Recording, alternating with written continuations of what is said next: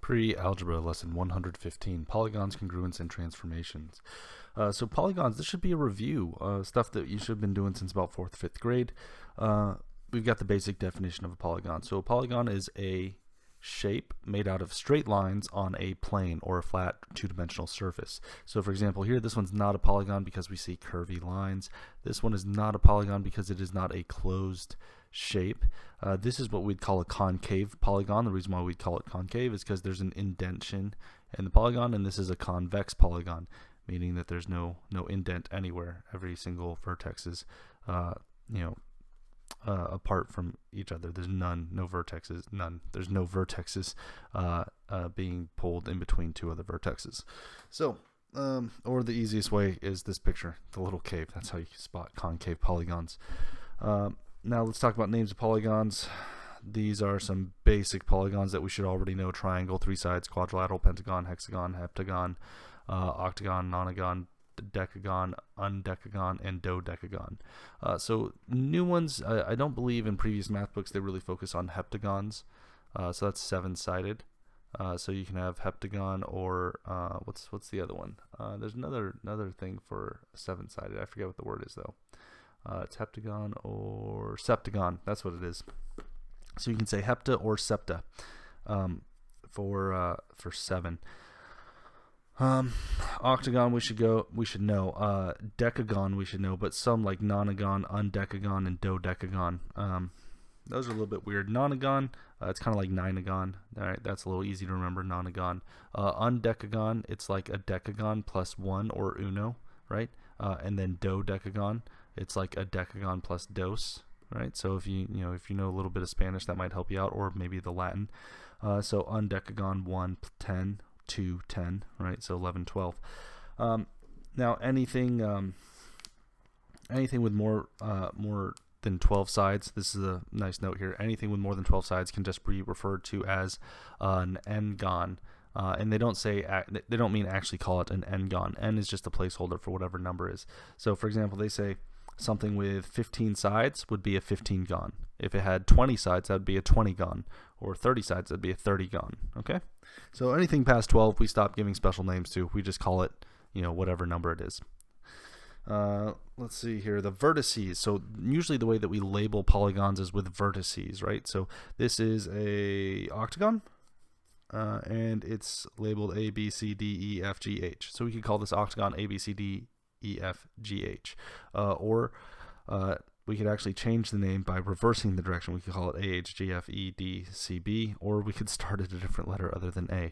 And you can see at the top of page 359, there are 16 ways that we can name this octagon, right? So that can get a little bit confusing. The main thing you need to know is whenever you're naming a polygon, you have to have a starting number and the ending number, right? So either going clockwise or counterclockwise, you got to put all the letters in order. I just realized I said number, and that's what you can see here. Whether we're going clockwise or counterclockwise, the order does not change. So we start with A, end with H, start with B, end with A, start with C, end with B, right? So you see it's just A, B, C, D, E, F, G, H, B, C, D, E, F, G, H, A, C, D, E, F, G, H, A, B, right? So they're just kind of going through the numbers that way. Don't worry, you typically don't have to name octagons, but quadrilaterals, triangles, pentagons, you'll have to name those. And those can be a little bit simpler. Like for example, here we've got this trapezoid, and we could just call this trapezoid MPRQ, or we could call it QMPR or RQMP, right? Or this one, we could call this trapezoid AYCX or YCXA or CXAY, right? Now, the thing that you should notice here is right here, they're talking about diagonals of a polygon. So a diagonal is any line segment that connects two non-consecutive vertices, meaning it can't be two vertices right next to each other. It has to go across the middle of the polygon. If you had a line segment that connected two consecutive vertices, that's just one of the sides of the polygon. Let's see here. Here we have some definitions of quadrilaterals. These are very, very important. These are things that you should know from previous years, but the definitions go from left to right. A trapezoid is any quadrilateral with two parallel sides. A parallelogram means that two sets of sides are parallel. A rectangle means parallel sides and opposite sides equal. or sorry, no, not that was wrong, not opposite sides equal. It says two sets of parallel sides and right angles, right? So not only are the opposite sides parallel, but it also has 90-degree angles. Then you have a rhombus. A rhombus is simply any shape, or not any shape, any quadrilateral that has all four sides equal. Okay, so any angle could be there as long as all four sides equal. It's a rhombus. Now a square is a rhombus, so all four sides equal with 90-degree angles. Okay, so what we see here is that a rectangle is technically a 90-degree angle parallelogram. So we could say that all rectangles are parallelograms, but we cannot say that all parallelograms are rectangles. And the same goes with rhombi and square. We could say that all squares are rhombi, but we cannot say that all rhombi are squares. Okay, so there's a little bit of overlap in some definitions there. Let's see. Congruence and transformation. This is the main thing that I have to show you. Okay, so this lesson is mostly head knowledge and a lot of review. Congruence and transformation, this is the one thing that I can kind of review for you. We have three different words. We have translation, rotation, and reflection. So let me demonstrate these with my little cutout triangle. Actually, well, where's my camera? Let me zoom out just a bit. Where are we? Okay. Oh, wow, I guess I don't have a whole lot of zoom left. There we go. Zoom out more. So there's different ways that we can move a polygon mentally in two-dimensional space, or a two-dimensional plane being a flat surface. I'm going to show you physically how we can do this. So the first one is called translation, which is where you just move it left, right, up, down, diagonally, right? Now notice the orientation of the triangle isn't changing. It's just the position of the triangle, right? So this is translation. Okay.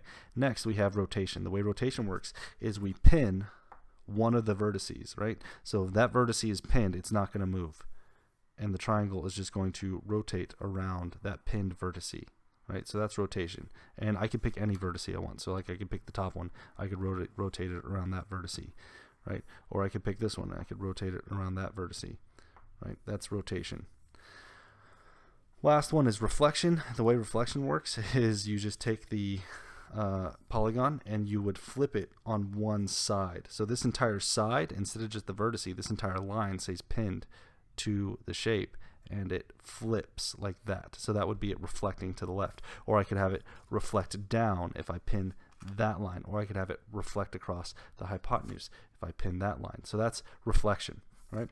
Now, what your book is going to ask you to do, it's going to give you two polygons. We'll say like this one and this one, and they're going to ask you, how did the yellow one move to the position of the green one? I know that might actually look blue to some of you, or white. It's actually green. I've got some weird color saturation things going on. Let me see if I can fix that. Okay, it's not great. It's a little bit better. We can see the color difference a little bit better now. I think this probably still looks blue on camera. That's okay. Anyways, the book will ask you, how did this one move to this one? What happened to it? And when they say what happened, they want to know, was it translated, rotated, reflected? What was it? Well, we can see already, since these two shapes are not touching on a vertice or on a line, that translation definitely happened. So this one definitely had to move to get over there. Now, here's the question. Did it only translate, or did it rotate as well? I don't know. Well, it looks like from here it translated, and it also rotated, right? And on top of that, it also reflected. Okay, so maybe that was a little bit of a complex example. Let's do a simple one. Let's see here. How did the yellow triangle get to the green triangle? Well, I can see right now these are sharing a side, which means that they were reflected. This just went whoop-ow. Haha, just like that. So that was one transformation for that one. Now, what if it was like this? What two things happened here? Well, we can see that it has to get reflected, right, to get over here, and then it also gets translated to get up here. Or, here's the interesting thing. What we also could have done is we could have had it rotate and then reflect. Oh, nope, that one works. Never mind. Scratch that. But so there's different ways that we can move two polygons to overlap on top of each other using translation, rotation, or reflection. You have to be able to mentally understand what I'm doing here physically. So you have to mentally picture the triangles in your brain and think, Okay, how am I going to move this one from here to here? Well, I can see that this one is reversed, so I'm going to have to flip it, and then I can also translate it. Okay, so you got to know those words pretty well.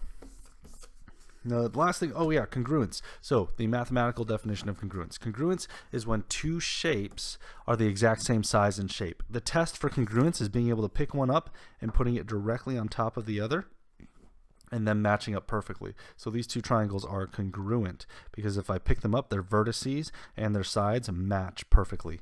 That's congruence, same size and same shape. Okay. I think that's it for this lesson. It's a lot of head knowledge and practice problems, and the problems in your lessons about this are going to have you refer back to a lot of those bold keywords in this lesson. So if you guys have any questions, let me know on the school website, and I will see you in class.